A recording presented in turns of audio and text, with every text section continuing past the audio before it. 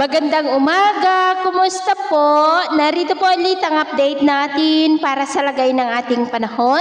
Ngayong umaga po ng May 28, 2025. Sa ngayon po ay patuloy pa rin na easterlies ang hangin na umiihip sa silangan ng ating bansa habang nagsisimula na rin na dumaloy ang southwesterly wind o mahinang daloy ng hanging habagat dyan po sa kanluran ng ating bansa. At unti-unti na po yan na lalakas na magdudulot ng mas maulan na panahon sa kanluran po ng ating bansa at next month, posibleng tutungo na po tayo sa habagat season o yung tag-ulan season po.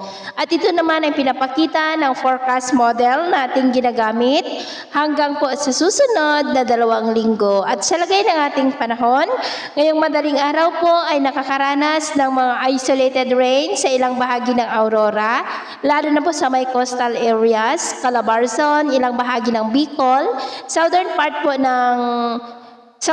po ng Palawan, Mindoro provinces, Marinduque, Romblon, Aklan, Antique, Negros, Cebu, Bohol, Leyte, Northern Samar, Northern Mindanao at Davao. At mamaya po ay sisikat naman ng araw sa malaking bahagi ng ating bansa, mainit at maalinsangan.